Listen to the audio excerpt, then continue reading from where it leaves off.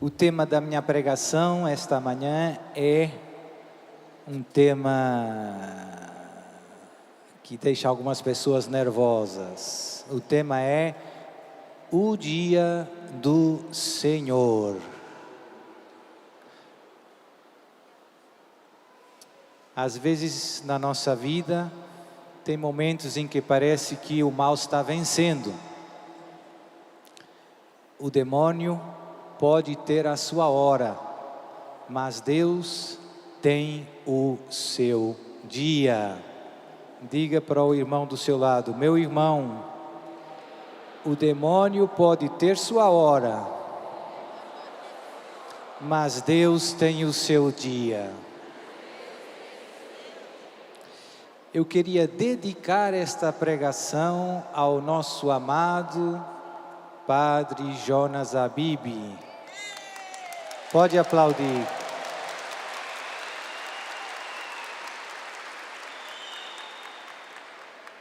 Ele pregou tantas vezes sobre estes temas.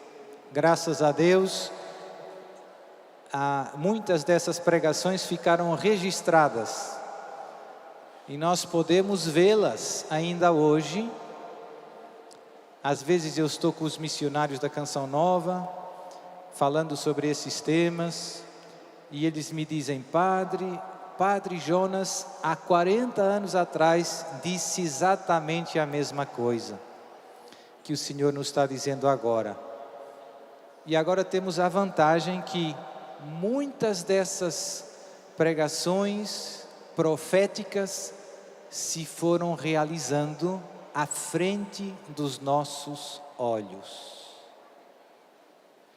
Então a primeira ideia que eu queria sublinhar é: não despreze a voz dos profetas que Deus continua enviando ao mundo. Não despreze a voz dos profetas que Deus continua enviando ao mundo. Tem até um livro que o Padre Jonas escreveu sobre esses temas, que eu penso que se chama Novos Céus e Nova Terra. É verdade? E também tem outro grande profeta que também já partiu poucos anos atrás, a quem eu também devo muito e a quem eu também quero dedicar esta pregação, que é o Padre Stefano Gobbi, um padre italiano que fundou o movimento sacerdotal mariano. Já ouviu falar? Pode aplaudir.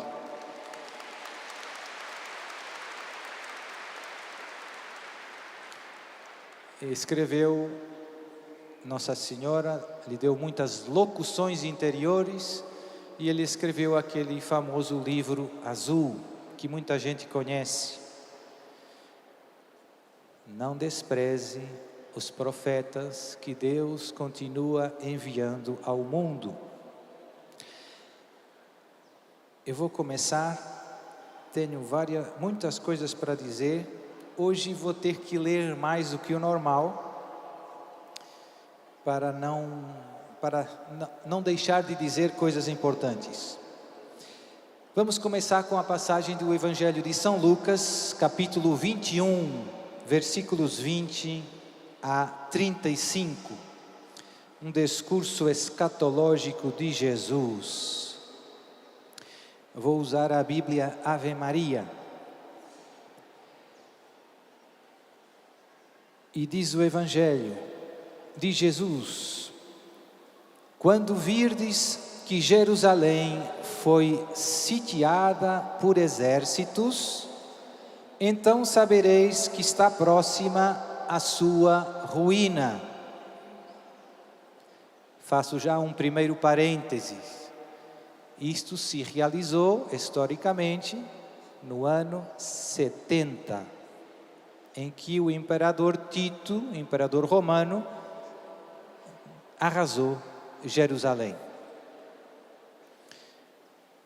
Versículo 21, continuo. Os que então se acharem na Judeia, fujam para os montes. Os que estiverem dentro da cidade, retirem-se. Os que estiverem nos campos, não entrem na cidade, porque serão dias de castigo, para que se cumpra tudo o que está escrito. Ai das mulheres que naqueles dias estiverem grávidas ou amamentando, pois haverá grande angústia na terra e grande ira contra o povo. Castigo, ira.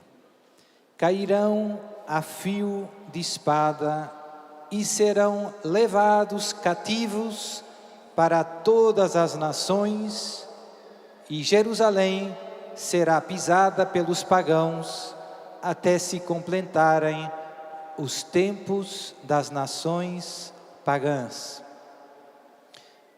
Outro parêntese. Essa profecia de Jesus se realizou e se cumpriu há poucos anos. Depois de que Tito arrasou Jerusalém, de fato, os judeus foram dispersos, o templo foi destruído mais uma vez. Se quem já foi a Jerusalém, se vai lá, não tem mais o templo. E o Senhor Jesus diz que serão levados, os judeus, cativos para todas as nações. Muitos, por exemplo, foram para Portugal, antes de haver Portugal até.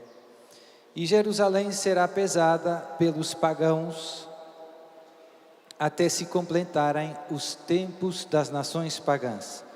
Ou seja, quando é que Jerusalém acabou de ser pisada pelos pagãos e os judeus voltaram para Jerusalém?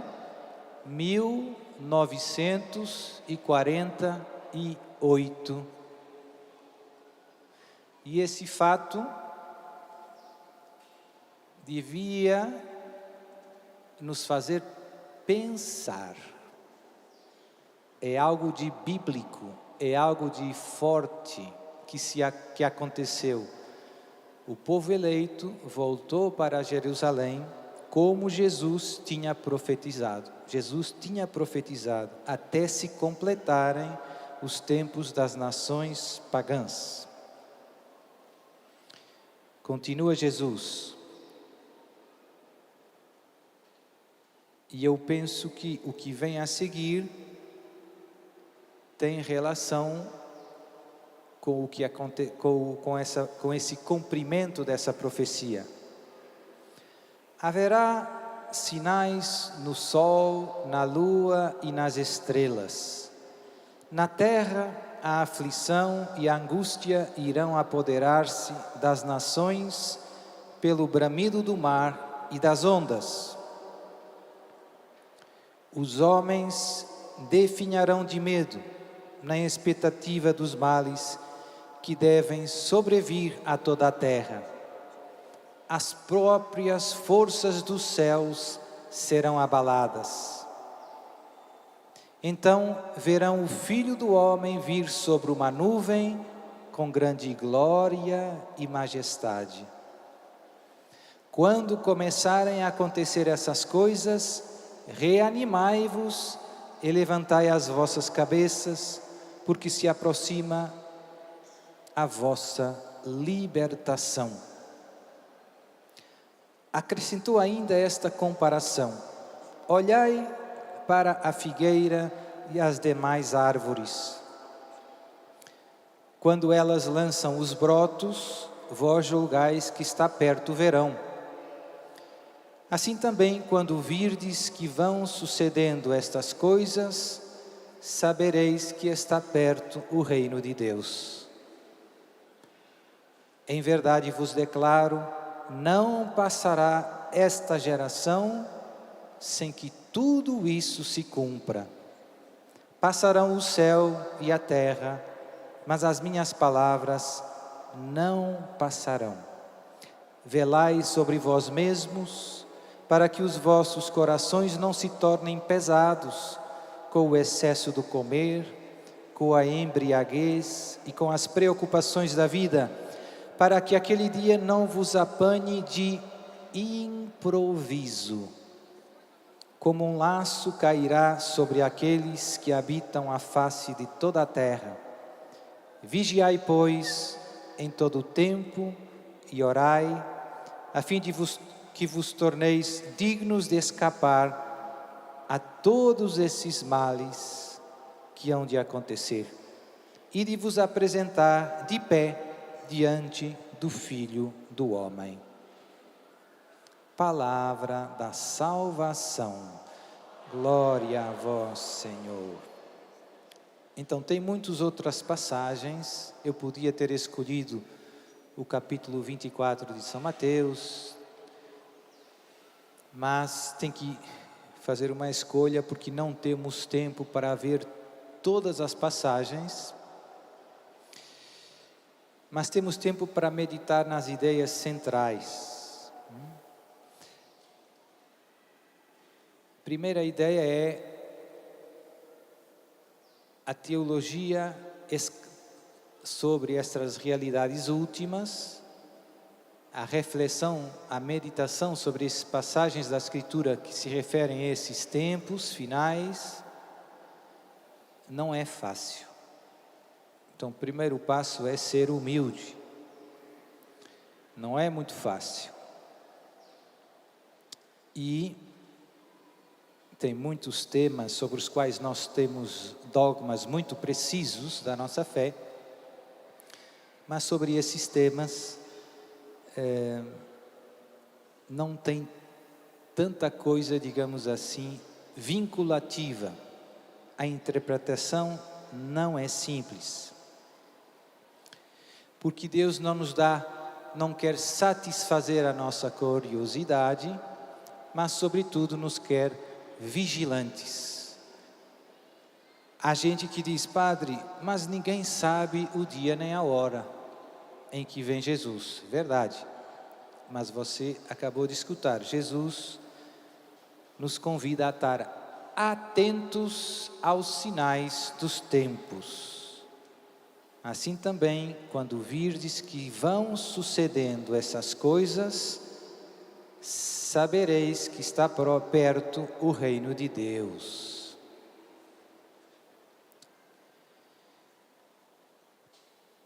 E Jesus mais à frente fala para que aquele dia não vos apanhe de improviso.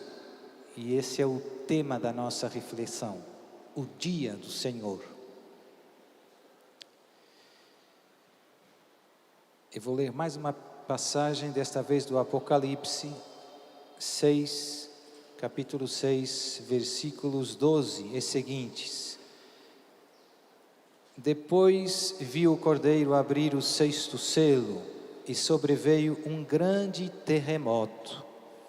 O sol se escureceu como tecido de crina e a lua se tornou toda vermelha como sangue.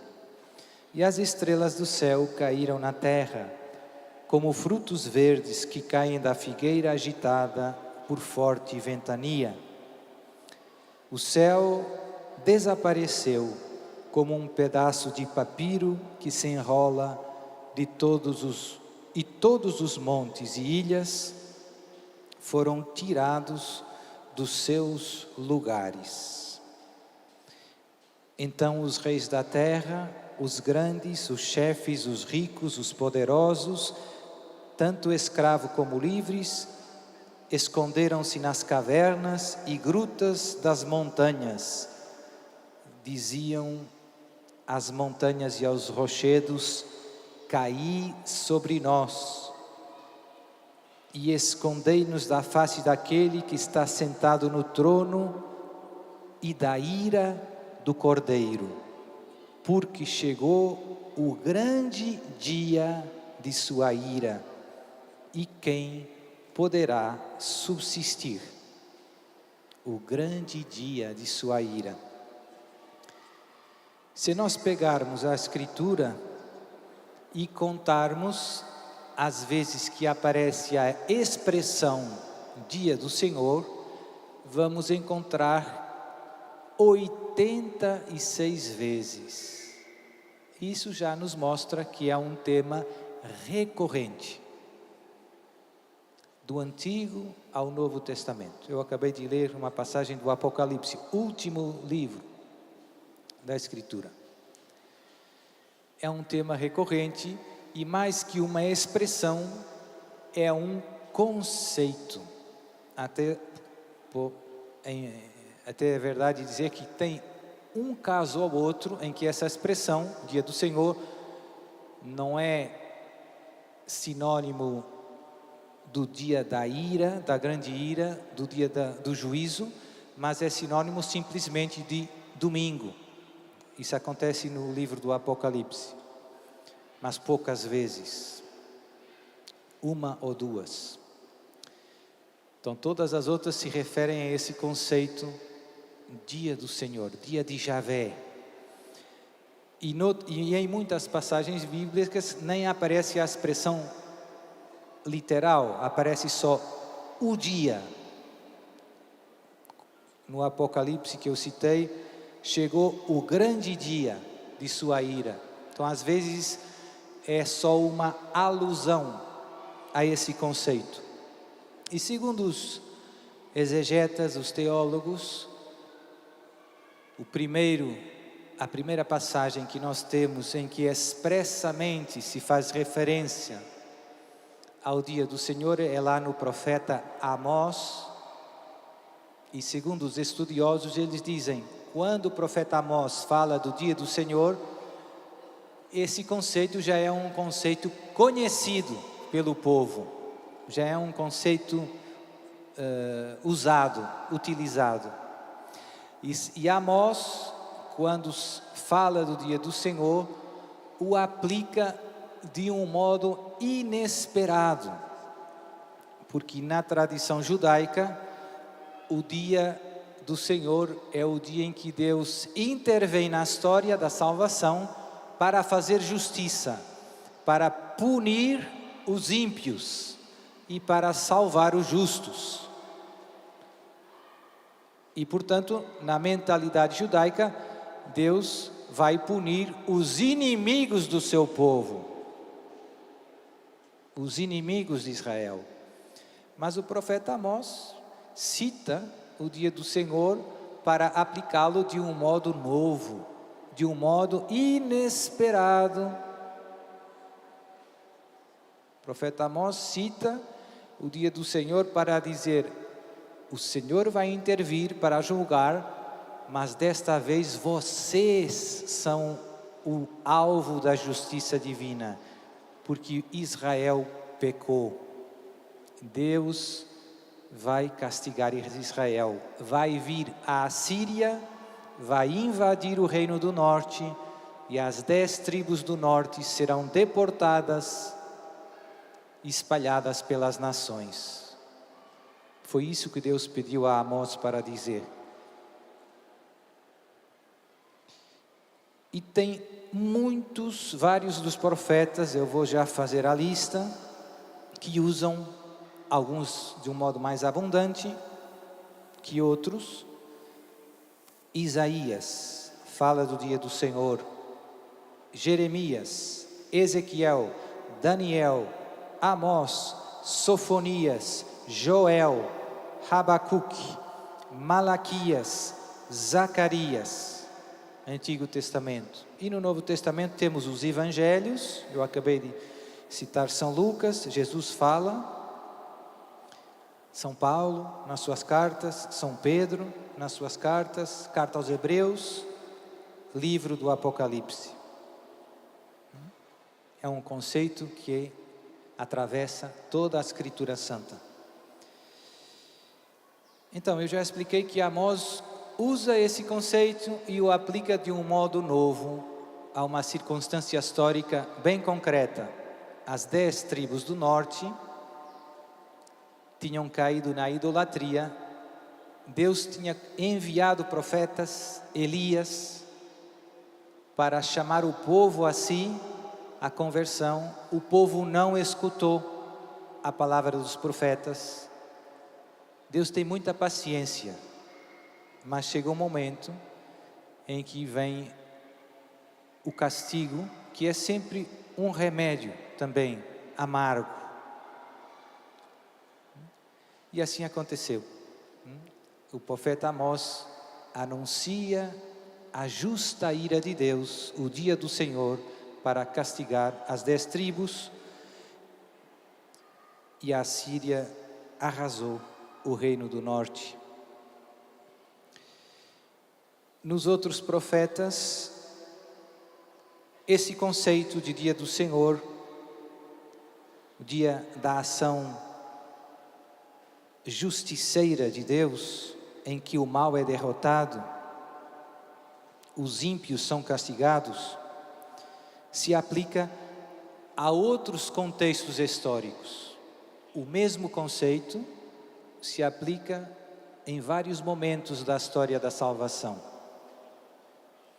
Tem a mesma conotação, intervenção extraordinária pela qual Deus castiga os ímpios, salva os justos, e em que se abre de algum modo um novo capítulo.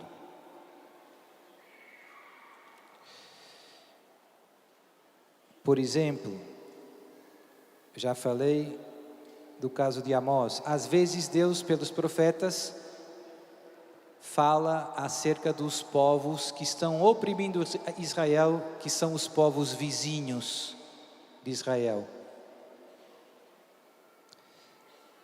Outras vezes tem a ver com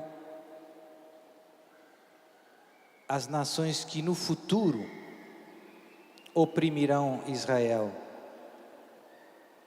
Se nós virmos com atenção, quando Deus no Êxodo, com as pragas, com a morte dos primogênitos, com o Mar Vermelho, com a morte do faraó,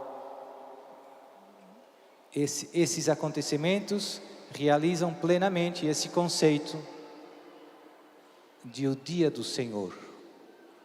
Foi o dia do Senhor, foi o momento em que Deus interveio de um modo mais visível para castigar a maldade, a idolatria dos egípcios, para salvar o seu povo. E portanto eu gostava de sublinhar bem essa ideia. O dia do Senhor não faz apenas referência ao juízo final, porque normalmente no nosso entendimento, sempre que nós ouvimos essa expressão, temos a ideia de que o dia do Senhor é o fim do mundo, é o juízo universal. Não é, padre? É, mas não é apenas. Esse aqui é o ponto. No juízo universal se realizará plenamente a justiça de Deus. Então, é por excelência o dia do Senhor. Mas ao longo da história da salvação, Deus também intervém com justiça em vários momentos, digamos assim, mais decisivos. Como eu dizia, Deus tem muita paciência com o mal. Lento na ira e grande no amor. Mas isso não significa que não chegue um momento, quando Deus vê que mais ninguém dá ouvidos aos seus profetas, que os corações se endureceram, Deus simplesmente deixa que as consequências das nossas más ações recaiam sobre nós. Por quê? Porque pode ser que essa dor, que essa tribulação, que essa humilhação nos converta a Ele. Ontem na missa, a primeira leitura narrava isso.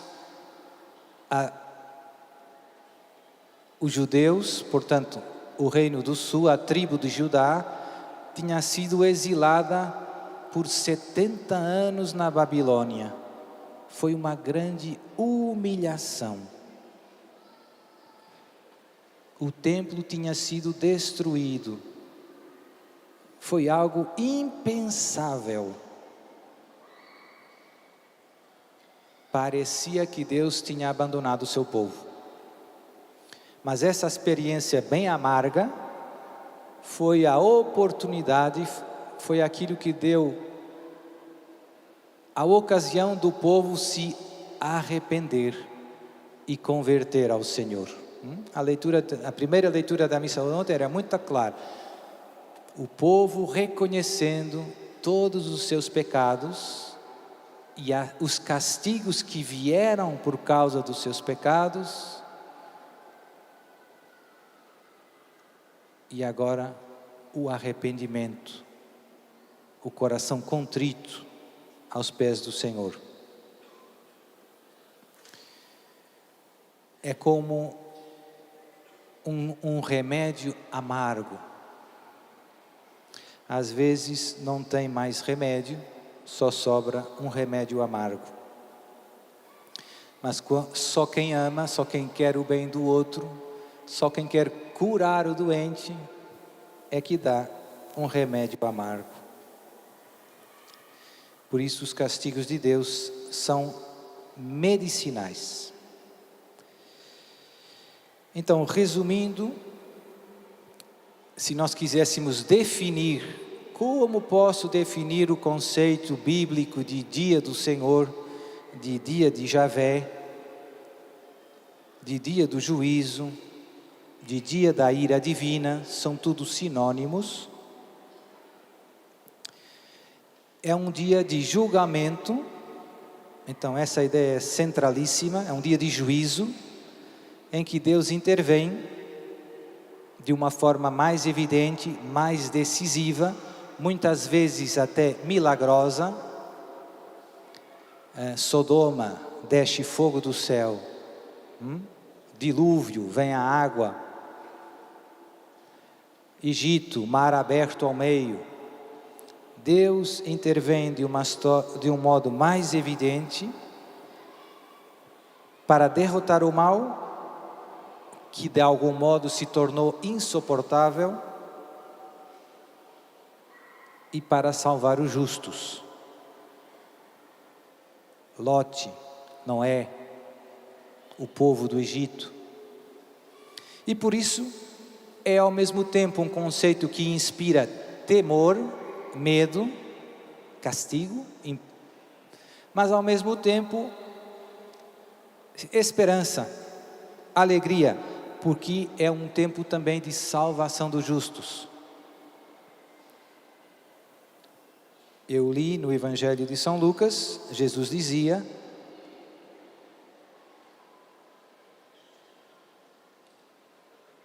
quando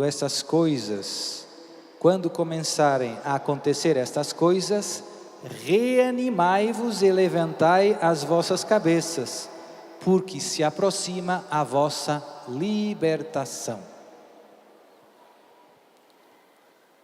É um tempo de castigo, de juízo, isso infunde temor, sobretudo a quem está vivendo no pecado, mas ao mesmo tempo é um tempo de salvação, que inspira esperança. Reanimai-vos e levantai as vossas cabeças, porque se aproxima a vossa libertação. Então, para nós cristãos, para nós que amamos o Senhor, que servimos o Senhor, falar destas coisas não é algo que nos deveria assustar. Porque se Deus intervém, é para derrotar o mal e para salvar os justos, para instaurar entre os homens o seu reino. Jesus diz: está perto de vós, porque se aproxima a vossa libertação. Muito bem. O que é que eu vejo, infelizmente? Eu vejo que, no mundo de hoje, tem alguns estudiosos, tem alguns judeus piedosos, no mundo de hoje que estudam as Escrituras, no caso deles, o Antigo Testamento, e eles estão conseguindo reconhecer os sinais dos tempos. E por isso tem vários judeus piedosos que dizem: irmãos, estamos próximo da chegada do Messias. Eles sabem reconhecer. Nas leituras que eu falei, tem alguns dos sinais. E também tem muitos protestantes. Às vezes eu faço essa pregação e tem alguns padres ou alguns fiéis que dizem: padre, mas essa conversa é conversa de protestante. E eu digo: infelizmente eles estão vendo e nós não. Tem muitos, eu vejo que nós estamos muito insensíveis aos sinais dos tempos. Os sinais estão todos aí, mas a gente não enxerga tanto. E muitos protestantes estão vendo claro, muitos sinais se realizando nos nossos dias. Já vamos falar dos sinais mais em concreto. Na minha opinião, o maior de todos é a grande apostasia da fé. É o sinal mais forte de que estamos nos tempos que precedem o dia do Senhor. E nós católicos, além das Escrituras, temos também algumas revelações privadas que, não sendo vinculativas, são uma ajuda, como diz o Catecismo, para interpretar os apelos de Deus em cada contexto histórico, em cada momento da história. E tem várias mensagens de Nossa Senhora que falam que a nossa geração, vai viver grandes mudanças. Estamos na virada da página, vem aí um novo capítulo. E agora vou dizer uma notícia mais desconfortável. O tempo da paciência divina, o tempo da misericórdia está terminando. E o tempo dos castigos, do juízo, da ira santa de Deus está começando. Não se assuste, mas Jesus quer você vigilante, quer você atento. Porque se você não tiver, vai vir uma tentação, vão vir várias. Uma é o desespero, o medo. Quando Jesus morreu na cruz, apesar de Jesus ter avisado tantas vezes para os seus apóstolos, 3, que ele ia ser crucificado, morrer e ressuscitaria ao terceiro dia, na hora do aperto, todos fugiram. Na hora do aperto, todos fugiram. Ou seja, na hora do aperto, às vezes os sentimentos falam mais alto. Os discípulos de Emaús voltaram para suas casas desanimados. Nós esperávamos que fosse ele que havia de restaurar Israel, mas já lá vão 3 dias e nada. Então existe esse perigo, Jesus fez a parábola, nesse contexto, fez a parábola das virgens prudentes e imprudentes, insistindo na importância de vigiar, estar atento aos sinais, estar preparados para não ser pego desprevenido. Esse é o risco. E qual é a melhor preparação? Escutávamos na pregação anterior do Danilo, Monsenhor Jonas repetiu até a exaustão: a melhor preparação para a vinda de Jesus é santidade de vida. É isso. Estar pronto é uma vida na graça de Deus. É uma vida na graça de Deus.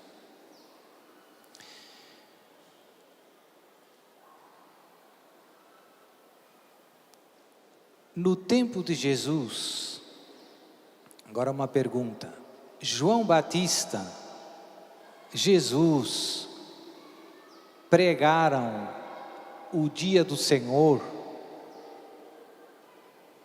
não apenas como uma realidade final, o juízo final, mas como uma realidade presente há 2000 anos atrás? Vamos ver. João Batista, na sua pregação, lá no Evangelho de São Mateus, ele diz: ao ver, porém, que muitos dos fariseus e dos saduceus vinham ao seu batismo, disse-lhes: raça de víboras, quem vos ensinou a fugir da cólera vindoura? Dai, pois, frutos de verdadeira penitência. Não digais dentro de vós: nós temos a Abraão por pai. Pois eu vos digo, Deus é poderoso para suscitar destas pedras filhos de Abraão. O machado já está posto à raiz das árvores. Toda árvore que não produzir bons frutos será cortada e lançada ao fogo. Nesta passagem, se nós virmos a nota que a Bíblia de Jerusalém nos dá, São João Batista fala da cólera vindoura, da ira. Se a gente usar a palavra ira, já soa mais com o nosso tema. E a Bíblia de Jerusalém diz, cito: a cólera vindoura se refere à ira do dia de Javé, que deveria inaugurar a era messiânica. Ou seja, João Batista está pregando que chegou o dia do juízo. Há 2000 anos. Não é que vai chegar. Chegou. O machado, diz ele, já está posto à raiz das árvores. Toda árvore que não produzir bons frutos será cortada e lançada ao fogo.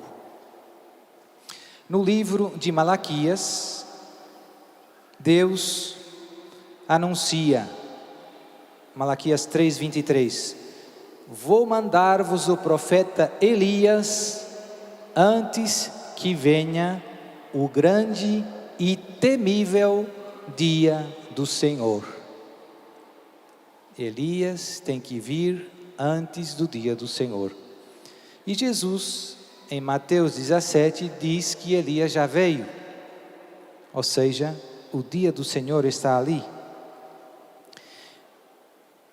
Mateus 17:10. Em seguida os discípulos o interrogaram: por que dizem os escribas que Elias deve voltar primeiro? Jesus respondeu-lhes: Elias de fato deve voltar e restabelecer todas as coisas.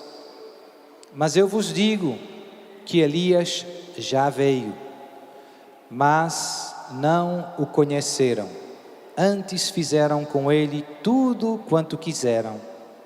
Do mesmo modo farão sofrer o Filho do Homem. Os discípulos compreenderam então que lhes falava de João Batista.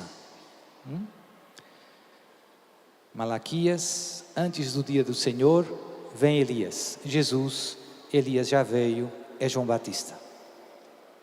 Isso significa que Elias não voltará mais, que não haverá outro dia do Senhor? Não. O Apocalipse fala, virão Elias e Enoque, antes do dia do Senhor.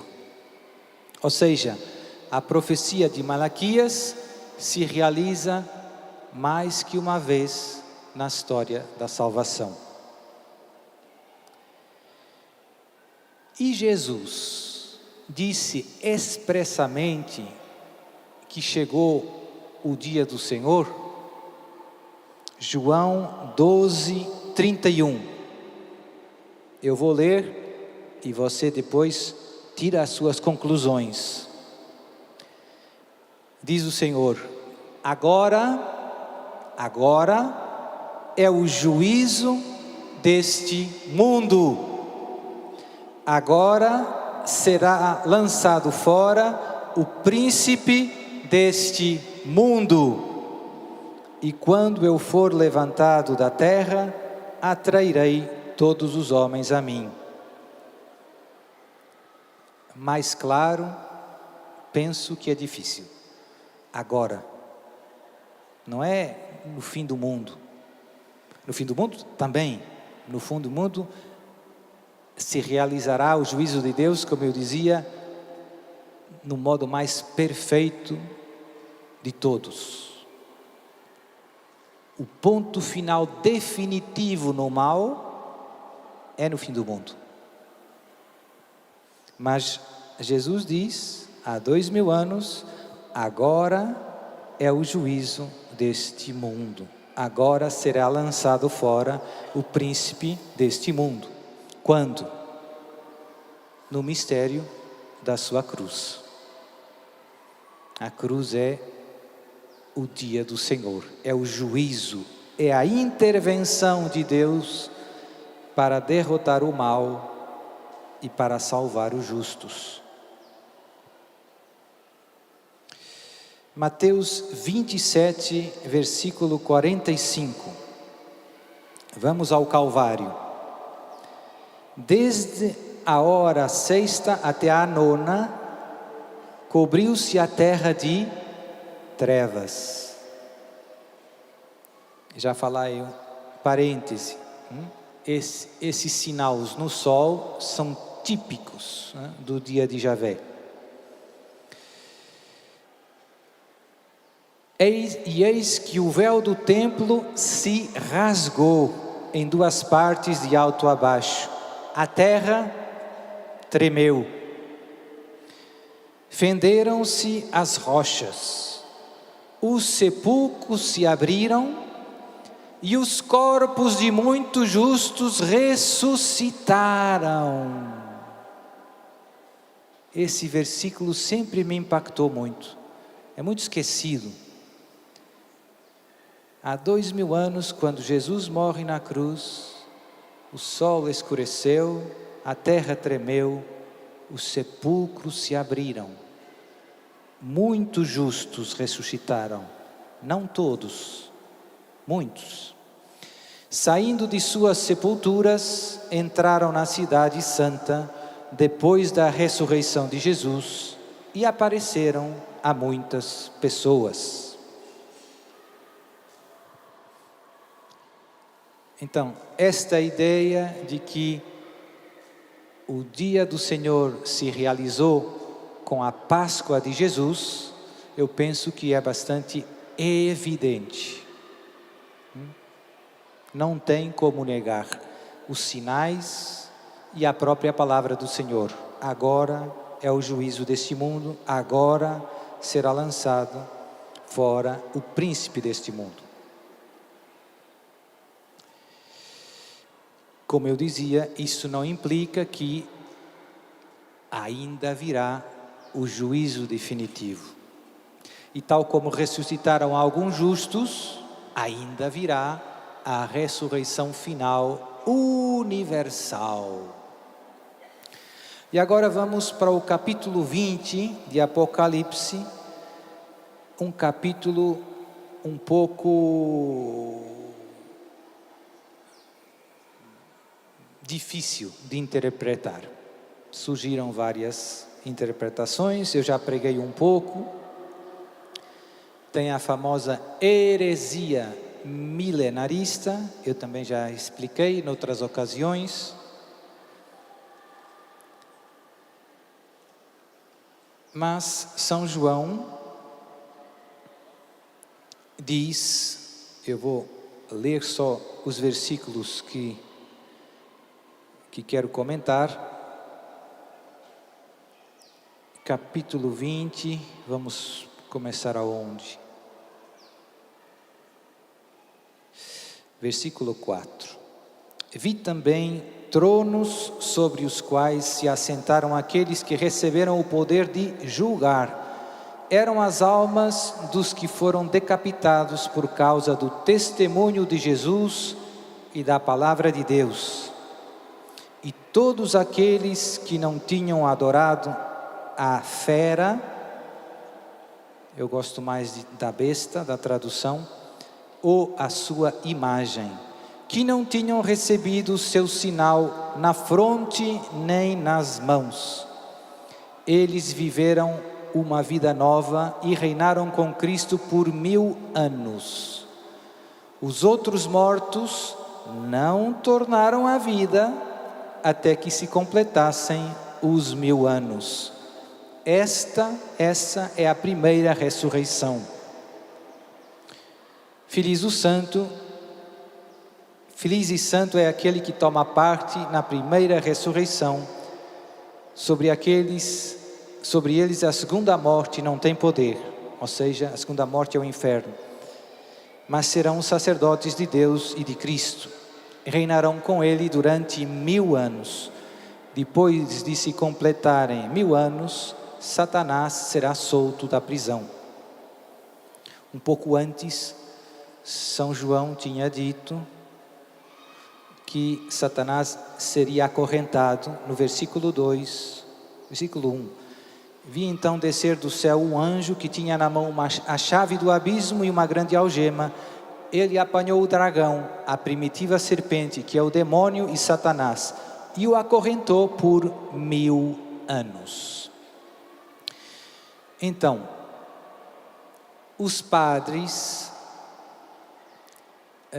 antes do concílio de Niceia, os padres pré-nicenos, quase todos, eu penso que mesmo todos, fazem uma interpretação bastante literal desta passagem.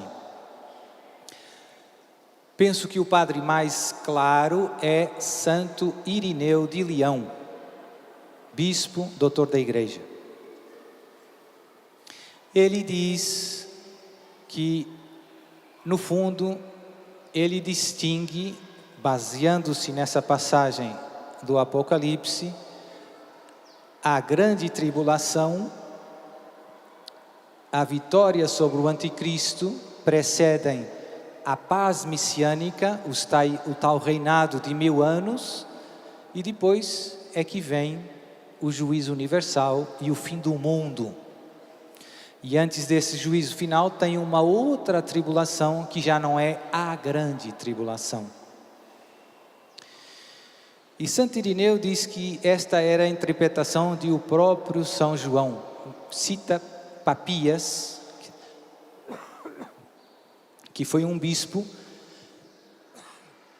santo que São João ordenou. Então Santo Irineu diz que São Papias afirma que São João interpreta assim esta passagem do capítulo 20. Isso é importante, padre? Sim. Por quê? Porque uma coisa que aconteceu comigo foi, por exemplo, quando eu peguei no livro azul do Padre Gobi e comecei conhecendo as mensagens de Nossa Senhora sobre o fim dos tempos, tinha sempre algo que me deixava muito desconfortável. É que nessas revelações privadas e depois nas outras que eu conheci, se falava da grande tribulação, da derrota do anticristo, da vinda de Jesus e depois de uns novos céus e de uma nova terra antes do fim do mundo. E eu pensava, mas isso não é católico. Isso não é católico. Depois, com o tempo, estudando melhor, eu percebi que é uma possibilidade. É uma possibilidade que tem fundamento nas Escrituras Santas. Uma coisa que pouca gente sabe, o Padre Gobi era doutorado em teologia bíblica. Não era burro. Conhecia bem as Escrituras. E, então, aquelas mensagens de Nossa Senhora, grande tribulação, anticristo, falso profeta, manifestação gloriosa de Jesus e depois triunfo do coração imaculado de Maria. Era esse o conceito que ele usava, que é o que está nas mensagens de Fátima. E depois, vendo outras revelações privadas, eu já contei algumas que me tocaram mais, que por motivos da providência de Deus me guiaram. Sempre o mesmo padrão eu via.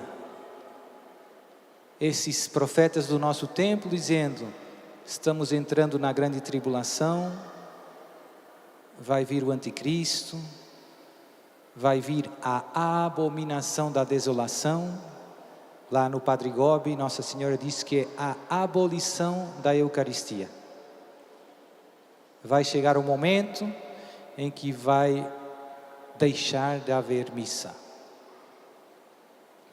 Profecia do profeta Daniel, que também se realizou mais do que uma vez na história. Lá, no tempo do Império Grego, no Apocalipse também, na questão das perseguições dentro do Império Romano, Zeus no Templo de Jerusalém, 2 vezes, e agora uma terceira vez, pelo menos 3, profetizada por esses profetas. E por que é que essa interpretação, o que é que aconteceu depois para esta interpretação do Apocalipse 20, quase desaparecer, digamos assim, da igreja?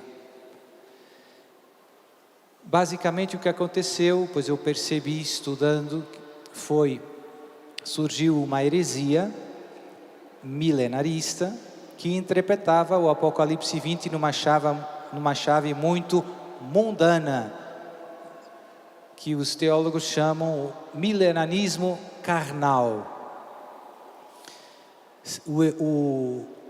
O herege era Cerinto, e contra ele reagiu violentamente São Jerônimo. São Jerônimo disse, essa interpretação está errada. E São Jerônimo era amigo de Santo Agostinho, e pediu a Santo Agostinho, de algum modo, que o ajudasse a combater a heresia de Cerinto. E Santo Agostinho, que inicialmente interpretava o capítulo 20 na linha dos padres pré-nicenos, antes do concílio de Niceia, elaborou a famosa interpretação alegórica do capítulo 20. Padre, a coisa está confusa, está técnica, é verdade, mas não tem modo de eu dizer isso de um modo mais fácil. Basicamente o que Agostinho faz é, essa primeira ressurreição, ele diz que já aconteceu. Nós já estamos no milênio, reinando com Cristo. Nós ressuscitamos pelo batismo. Nós já estamos reinando com Cristo. Então essa é a interpretação alegórica. Não era essa, segundo Santo Irineu, a intenção de São João. Mas é uma interpretação que funciona até um certo ponto. Só tem algumas passagens que ficam mais complicadas, que é, então, e o demônio já está aprisionado no inferno? Você acha que o demônio está aprisionado no inferno, meu irmão? Sim ou não? Se tivesse, não eram precisos exorcistas, certo? Então, a famosa interpretação alegórica de Santo Agostinho funciona até um certo ponto, é possível, mas não funciona plenamente. E na minha opinião, não é dogma, você pode ter outra opinião, não é a intenção de São João, autor do Apocalipse. Pronto, isso era importante esclarecer, porque se interpretarmos na chave de Santo Irineu, o paradigma muda. Grande tribulação não é sinônimo de fim do mundo. E por isso, por exemplo, em Garabandal, a vidente Conchita diz que fim do mundo não é, fim dos tempos não é fim do mundo. E também eu descobri que em La Salette, Melanie, a vidente, diz exatamente a mesma coisa. Fim do mundo, não, fim dos tempos não é fim do mundo.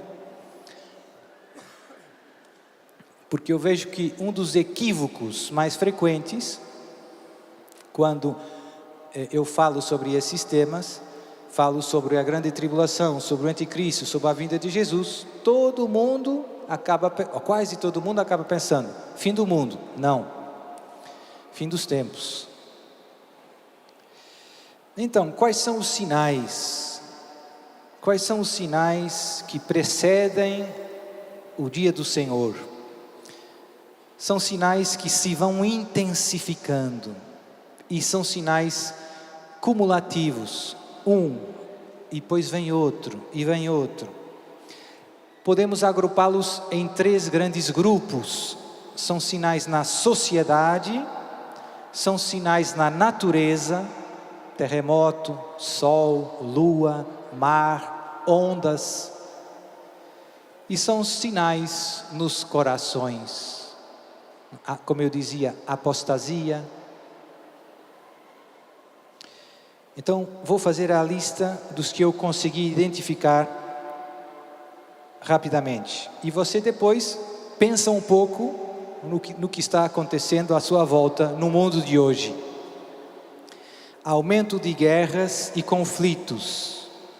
Veja Mateus 24, 6. Guerras e rumores de guerras. Nação se levantará contra nação e reino contra reino. Fomes e doenças.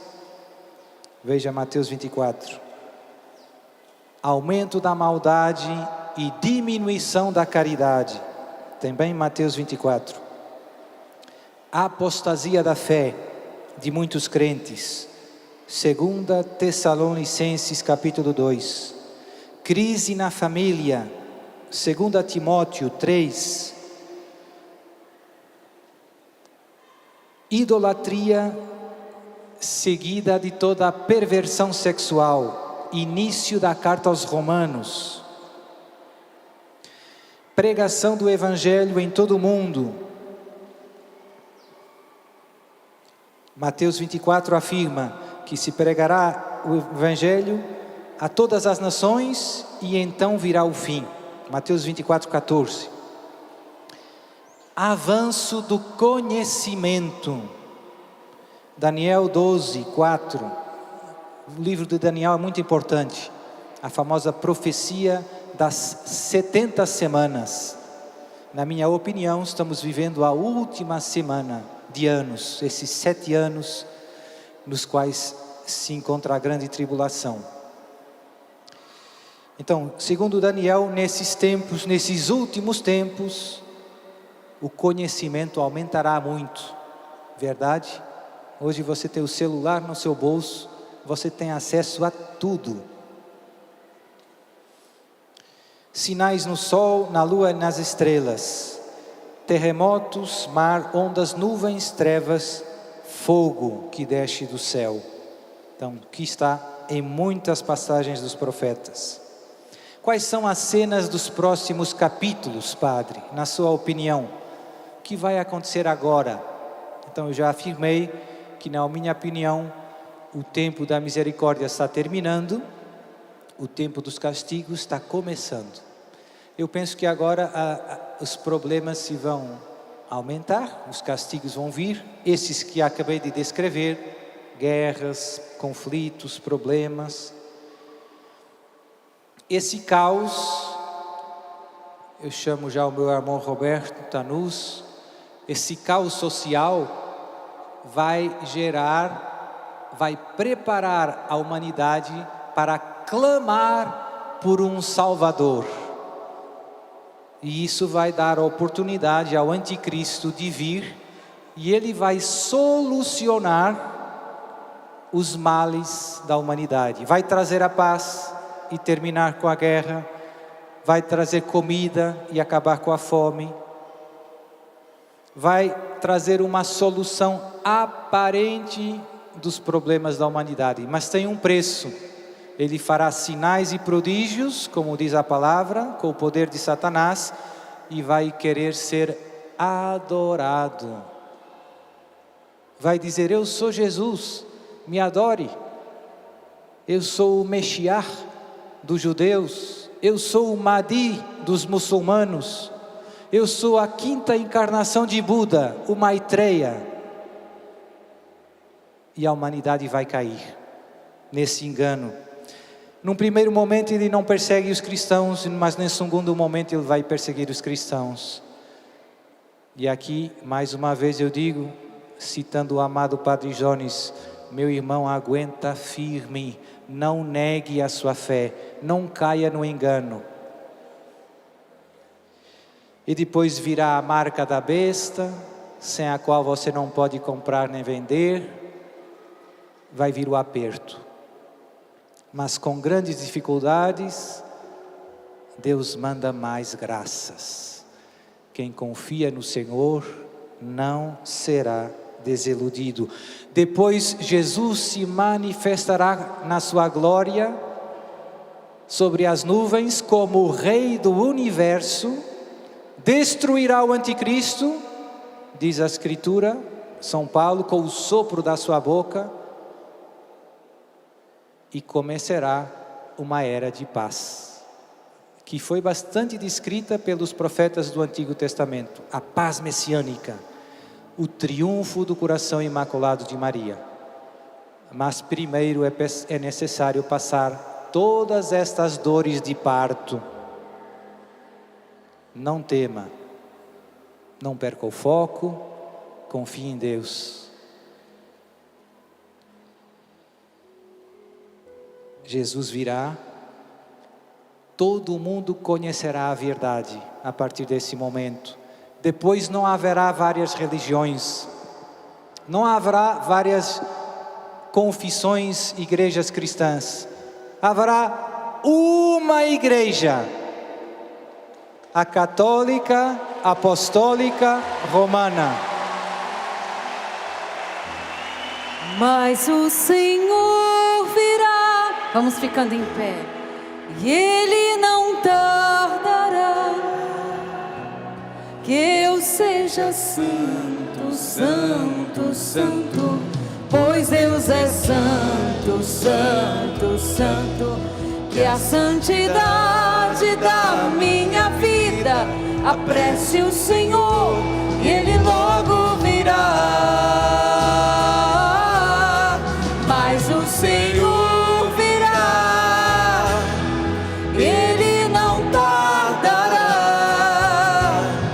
Que eu seja santo, santo, santo, pois Deus é santo, santo, santo.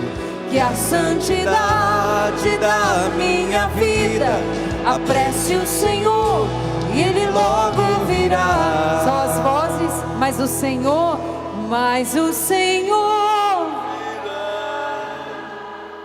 Ele não tardará. Levante os seus braços. Que eu seja Pois Deus é santo, santo, santo. Que a santidade da minha vida apresse o Senhor. Ele logo virá. na última página do Apocalipse. Último capítulo, escute, não precisa abrir. Eis que venho em breve, e a minha recompensa está comigo, para dar a cada um conforme as suas obras. Eu sou o Alfa e o Ômega, o primeiro e o último, o começo e o fim. Felizes aqueles que lavam as suas vestes para ter direito à árvore da vida e entrar na cidade pelas portas. Erga suas mãos e peça essa santidade. Não tenha medo. É o Senhor que está preparando as bênçãos finais para a sua vida.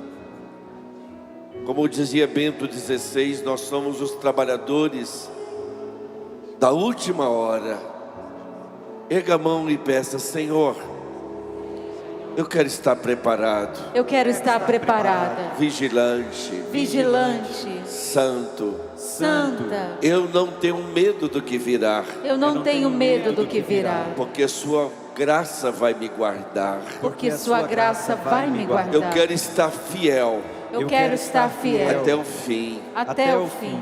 Em nome de Jesus. Em nome de Que Jesus. vai embora do meu coração Que vai embora do meu coração todo medo. todo medo. Eu quero receber o meu Senhor. Eu quero receber o meu Senhor. Eu quero vê-lo vindo em glória. Eu quero vê-lo vindo em glória. E eu te peço ainda, Senhor, E eu te peço ainda, Senhor, se não for a minha hora, se não for a minha que eu hora, vá ao encontro dele que eu vá ao encontro dele com a minha santidade. com a minha santidade. Vou pedir que Roberto, eu só queria falar uma coisa que me veio muito ao coração durante a pregação. Você está na casa do Carisma Canção Nova e no lugar onde mais se foi pregado sobre a vinda de Jesus, através do nosso fundador, Padre Jonas Abib. Nós crescemos, eu cresci aqui, ouvindo o meu padre, Padre Jonas, falando sobre o dia do Senhor. E nós não temos medo. não temos medo. Nós não temos medo. Sabe por quê? Porque será um dia de grande alegria para os filhos de Deus. De grande alegria para os filhos de Deus. E a palavra que diz é felizes. Ergue o braço e diga: eu sou feliz. Eu sou feliz. Eu aguardo a tua vinda, Senhor. Eu aguardo a tua vinda, Eu já Senhor. estou vendo os sinais. Eu já estou vendo os Os sinais. milagres que estão acontecendo. Os milagres que As estão acontecendo. conversões. As conversões. Escuta, meu irmão, minha irmã. Nunca se rezou tanto rosário nesse país, de norte a sul, seja com Frei Gilson, com o Instituto Hesed, unido à Canção Nova, nunca. Os sinais estão aí.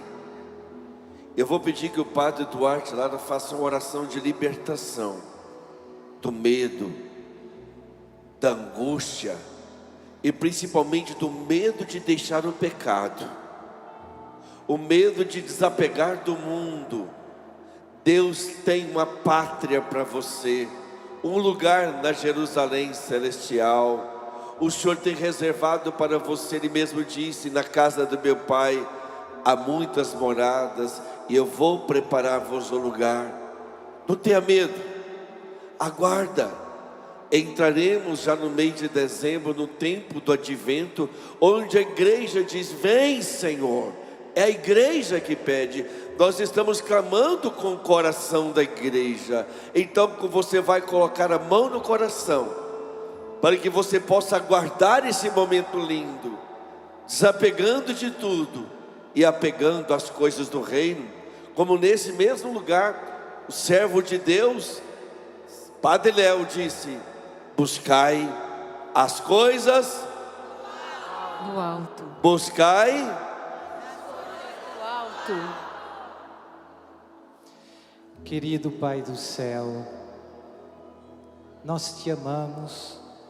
Eu te suplico humildemente, em nome do teu muito amado Filho, nosso Senhor Jesus Cristo, que mandes agora sobre os nossos corações o teu Espírito Santo. Manda, Senhor. Que o Espírito Santo entre em nós agora, Senhor.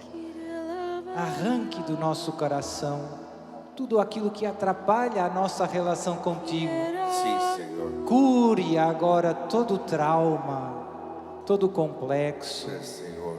toda a falta de autoestima, todo sentimento de tristeza, desânimo. Cure todas as feridas Cura, Senhor. que foram surgindo na sua vida, nas nossas vidas, por ter sido vítima do ódio, às vezes, da maldade, da indiferença, daqueles que deviam te amar, E ela vai. daqueles que deviam te cuidar, te ajudar. Ela vai. Tanta palavra que te machucou, tanto gesto brusco, rude, grosso. Cura, Senhor, cura agora, arranca toda a tristeza, todo o medo. Não tenhais medo.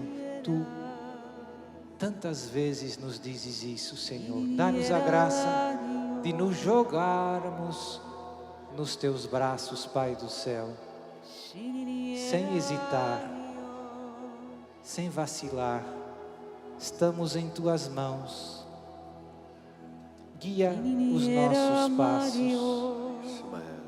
Protege-nos, Senhor. Protege-nos. Protege nossas famílias Guarda, Senhor. de todos os ataques e ciladas do inimigo. Guarda, Senhor. Eu te peço, Senhor, destrói agora qualquer laço que o inimigo possa ter sobre nós. Sim, Senhor. Liberta-nos de todo o vício, Liberta, Senhor. toda a compulsão, todo o pecado. Destrói agora, Senhor, qualquer malefício, Destrói, Senhor. qualquer bruxaria, Destrói, Senhor. qualquer praga, maldição que possam ter feito contra nós Sim, ou Senhor. contra a nossa família. Destrói, Senhor. Que o sangue de Jesus nos liberte plenamente. O Senhor está libertando pessoas que foram atormentadas pelo maligno, por participarem no passado de coisas malignas, seitas, falsas doutrinas, consagrações. Está havendo a grande libertação, porque o inimigo sabe que a hora dele de ser jogado, trancafiado por São Miguel no inferno para sempre, está se aproximando o momento. E aqui essa libertação está acontecendo na sua vida, porque Jesus está te preparando para uma alegria eterna que nunca vai passar. O amor é mais forte do que a morte. Onde Jesus está, o mal não pode ficar. Por isso é o momento em que você recebe a libertação final. O inimigo não tem mais poder sobre você. As trevas não podem mais te dominar. E para isso, receba agora essa bênção sacerdotal que você vai receber, em que o mal não tem mais poder sobre você. E diga glória a Deus. Glória a Deus.